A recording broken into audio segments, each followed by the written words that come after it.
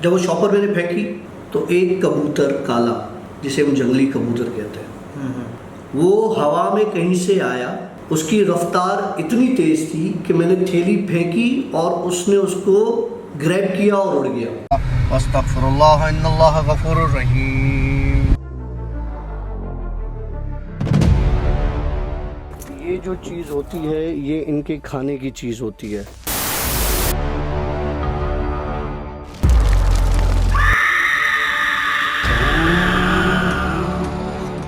Alright friends, Assalamualaikum. Welcome to yet another आशी daily blogs और जिन story Wednesday night जिन story के साथ मैं हूँ आशी और हमारे साथ हैं डॉक्टर काशिफ। आज बड़ा पते का सीन हुआ है, लेकिन छोड़ दो यार, खाब खाई जरा।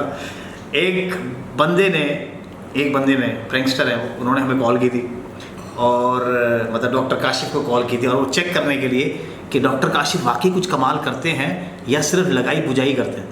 तो वो बेचारा परेशान हो गया आखिर कि भाई ये वाकई कोई पहुंची हुई चीज़ है। नहीं तो पहुंची हुई चीज़ मैं कुछ नहीं हूँ। नहीं सही तो पहुंची हुई चीज़ नहीं है, अब भी यही बोल रहे हैं। नहीं मैं भी यही कह रहा हूँ। ठीक है, मैं कोई नहीं भाई। बाहर ज़बरदस्त माशाल्लाह बारिश चल रही है, अल्हम्दुलिल्लाह बड़े वक्त के बाद बारिश नज़र आई है। और हम इस टाइम पर बाहर रुलने के बजाय आप लोगों के लिए लेके आ रहे हैं एक कड़केदार, एक नहीं तीन कड़केदार जिन स्टोरीज। 2 कप चाय के साथ तीसरी कड़कदार जिन स्टोरी। सर मेरी चाय ठंडी हो चुकी है। डॉक्टर साहब आपके मिजाज ठीक हैं? अल्हम्दुलिल्लाह। सब खैर चल रहा है? नहीं खैर नहीं है। आप जिस दिन से गए हैं, हाँ, आप जिस दिन गए मेरे पास से, डायरेक्ट स्टोरी पर आ जाता हूँ मैं। आप जिस दिन गए उसकी दूसरी रात हमने उस रात मंड के खाना वाना खाया, चिकन भी खाया, मटन भी खाया। मैंने मटन भी खाया। मटन कढ़ाई। हाँ मटन खाया। मैं भूल जाता हूँ ना खा कर, फिर खिलाएगा तो याद रहे जो जाएगा। ठीक। हाँ, वो हुआ ये कि रात को मैं भी थका हुआ था। मैंने वो एज इट इज़ बर्तन जो है ना वो उठा के किचन में रख दिए। यस, वो हमारे कैमरा के शॉट में भी होंगे। ठीक है। और उसके बाद जो है मैं सो गया उनके जाने के बाद। अच्छा, फिर क्या हुआ कि मैं सुबह उठ के और ड्यूटी पर चला गया। वापस आया, बर्तन एज इट इज़ पड़े हुए थे। मैंने कहा यार अभी मैं देख लेता हूँ, इसको साफ़ कर लेता हूँ। लेकिन वो सुस्ती में हुआ ये कि मैंने बर्तन साफ़ नहीं किए और मैं अपने ही मस्तियों में लग गया, बैठ गया, टीवी देखा, गिटार बजाया, मतलब इस तरह से अपना सारा काम। रात को 11:30 पौने 12। अब तुमने मेरा अपार्टमेंट देख लिया कि कोई इजीली नहीं आ सकता। बाहर बड़ा दरवाज़ा है, गार्ड बैठे हैं और एंट्री इस तरह से नहीं हो सकती। मतलब बाहर की कोई गाड़ी, कोई फ़कीर आने का तो कोई कॉन्सेप्ट ही नहीं कि कोई इस तरह से कोई चीज़ हो ना। मतलब इस दफ़ा फ़कीर आ गया? सुनो तो यार सारा सस्पेंस तूने फोड़ दिया यार। नहीं, सस्पेंस नहीं तोड़ा, नहीं, ये फ़कीर की कहानी है, मैं आपको बता रहा हूँ। अच्छा, फिर क्या हुआ? तो तकरीबन 11:30 बजे रात को मेरे दरवाजे पे मतलब डोरबेल बजी। तो मैंने कहा यार अभी ये कौन आ गया, अभी 11:30 बजे, अब तो मैं लेटने लगा हूँ और अपने हिसाब से जो मेरी चीज़ें होती हैं। बहरहाल मैं उठा, मैंने दरवाज़ा खोल के देखा तो एक फ़कीर खड़ा था, काले कपड़ों में, लंबा चौड़ा। कहीं से फ़कीर लग नहीं रहा था, लेकिन उसका हुलिया ये बता रहा था कि वो फ़कीर है। हाथ में कशकोल भी था और पाँव नंगे थे। एक चीज़ अजीब थी उसके पैरों में, उसके पैरों में मोटे वाले घुंघरू थे। लाइक जो मलंग जिस तरह से दरगाहों पर घुंघरू बांध के नाचते हैं ना, उस तरह के उसके पैरों में घुंघरू थे, दोनों पैरों में। अब जाहिर सी बात है, जब वो बाहर मेन गेट से आया होगा तो चौकीदार गार्ड ने उसको रोका होगा। फिर उसके बाद डायरेक्ट मेरे दरवाजे पे आया या कहीं से भीख मांगता हुआ आया, वो कुछ भी एक्सपायर्ड, मुझे नहीं पता। तेरे वहाँ पर सोसाइटी के गेट पे तो 4-5 गार्ड्स खड़े हुए? जी, 4-5। तो बहरहाल वो फिर जनाब आ गया, डोरबेल दी, मैंने दरवाज़ा खोला। पहले तो मैंने उसका हुलिया देखा, उसको देखा, समझ तो चीज़ें आ रही थी। मैंने उससे कहा जी, तो कहने लगा कि खाना खिला दें। अच्छा, उस रात का किस्सा ये है कि खाने का मुझे कोई ख़ास भूख नहीं थी, मैं निकला, तुमने देखा है बाहर बहुत बड़ी मार्केट है, तो वहीं पे मैंने बर्गर खा लिया था और मैं आके फिर घर पे बैठ गया था। तो ऐसा सच कुछ पड़ा हुआ नहीं था कि मैं उसको उठा के कोई खाने की चीज़ पर्टिकुलर, कोई सालन या कोई इस तरह की चीज़ उठा के उसको दे दूँ। बहरहाल उसने बोला मुझे भूख लगी, कुछ दे दे, खाना दे दे। तो मैंने कहा कि तुम पूरे अपार्टमेंट में मेरे पास ही आए हो? तो कहने लगा कि मैंने पहले सोचा कि सामने वालों से इसने मांगा होगा, लेकिन मुझे नहीं पता। बहरहाल मैंने उसको बोला यार अभी खाने को कुछ नहीं है मेरे पास और तुम कहीं और से ले लो। कहने लगा नहीं, वो मुझे खाने में जो है ना, वो तुम्हारे पास उधर हड्डियाँ पड़ी हैं वो दे दो, और अगर कोयले पड़े हुए गैलरी में तो वो दे दो। Direct attack. अब मेरी हवा टाइट हो गई। मैंने उसको कहा अंदर नहीं आना, अंदर बंदे अंदर नहीं आ सकते, मैं तुम्हें देता हूँ। कहने लगा नहीं मुझे अभी दो। मैंने कहा अच्छा एक काम करो, मैं तुम्हें एक रास्ता दिखाता हूँ, तुम वहाँ जाओ, तुम्हें दोनों चीज़ें वहाँ से मिल जाएंगी। ये जिद पर था कि मुझे अंदर आने दो, ओके, कि मैं अंदर बैठकर खाऊंगा। मैंने उसको बिल्कुल भी इस चीज़ की इजाज़त, वो कोई बहुत ही शरीफ कोई इस तरह का था कि वो सिर्फ ज़िद ही कर रहा था, चाहता तो मुझे धक्का देके अंदर आ सकता था और सब कुछ कर सकता था, लेकिन वो उस नीयत से नहीं आया था। वो बाद में आया, मैं बताता हूँ वो कैसे आया। मैंने कहा ठीक है, तुम जहाँ पे वो खिड़की किचन से हमने कब्रिस्तान का वो जो शॉट लिया था जो अंधेरा था, तो वहाँ पे पीछे एक बहुत बड़ी गली की जगह है, मतलब बाउंड्री वॉल है, लेकिन वो बहुत बड़ा स्पेस है जिसमें साइड में ऐसे ना 2-3 गाड़ियाँ आ सकती हैं। तो मैंने कहा तुम नीचे जाओ, वहाँ खड़े हो, मैं ऊपर से तुम्हें देता हूँ खिड़की से, क्योंकि मुझे आइडिया था कि ये आया तो यहीं इसी जगह से है। तो कहने लगा नहीं तुम मुझे नीचे नहीं फेंकना, तुम बस खिड़की से फेंक देना, मैं खुद ही उठा लूँगा। ओके। ये कह के मैंने जैसे ही जाली का दरवाज़ा बंद किया वो गायब हो गया, क्योंकि मुझे पता चल गया था कि ये क्या चीज़ है, क्या मखलूक है।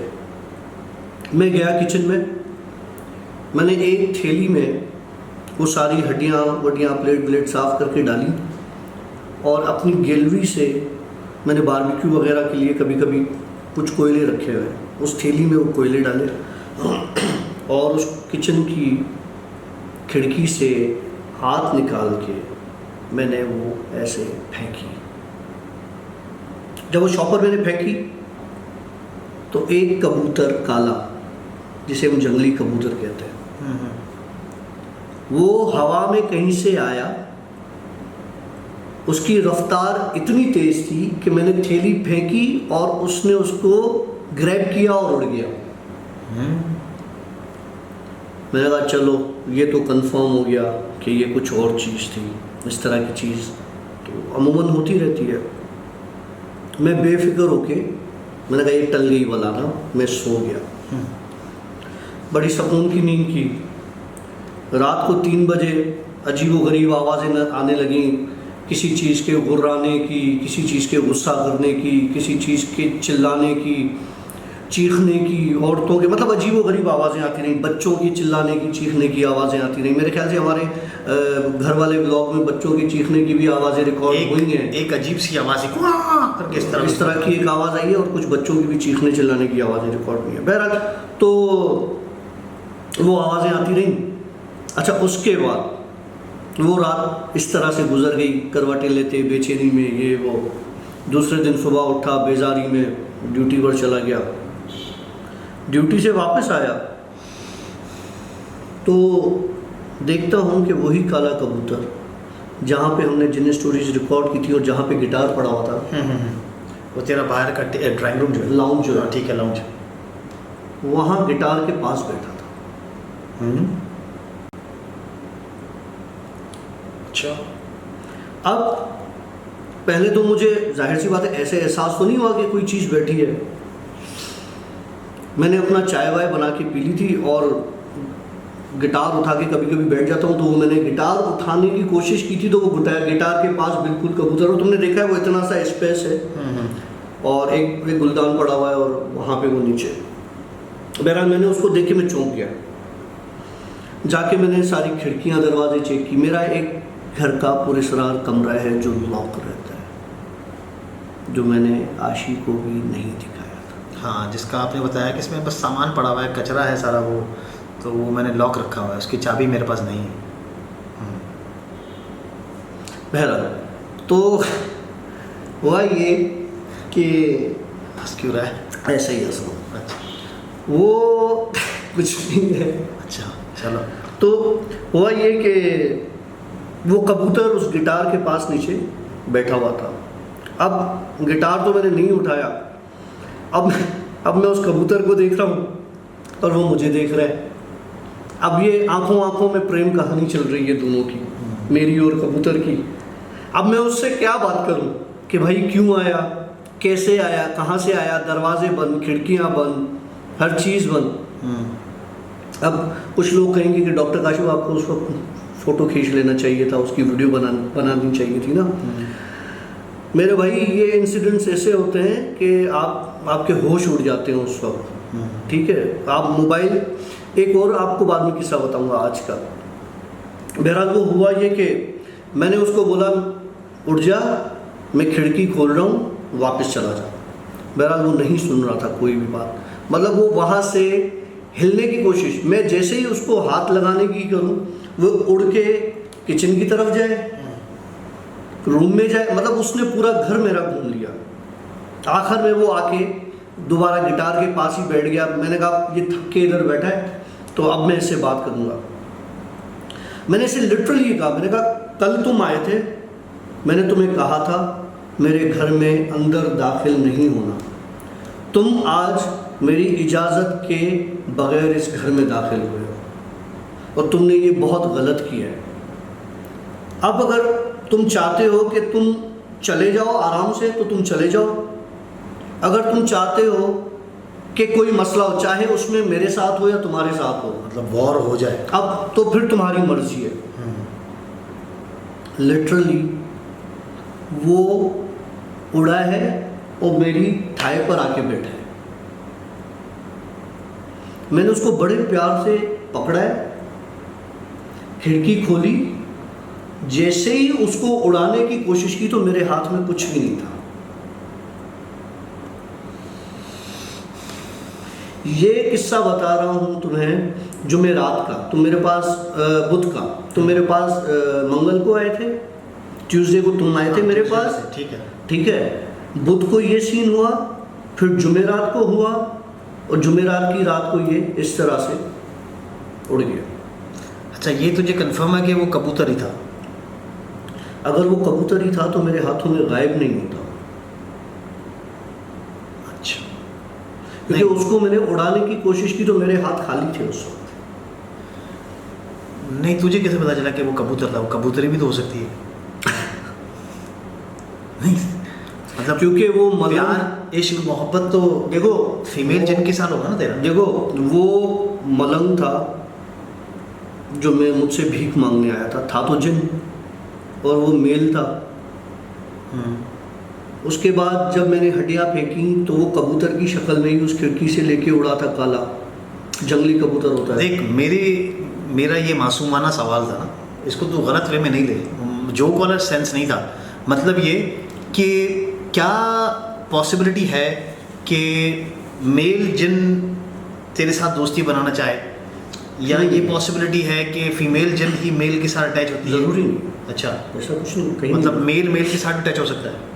कुछ भी हो सकता है, मतलब लड़का दोस्त नहीं हो सकता। हम दोनों दोस्त नहीं है क्या?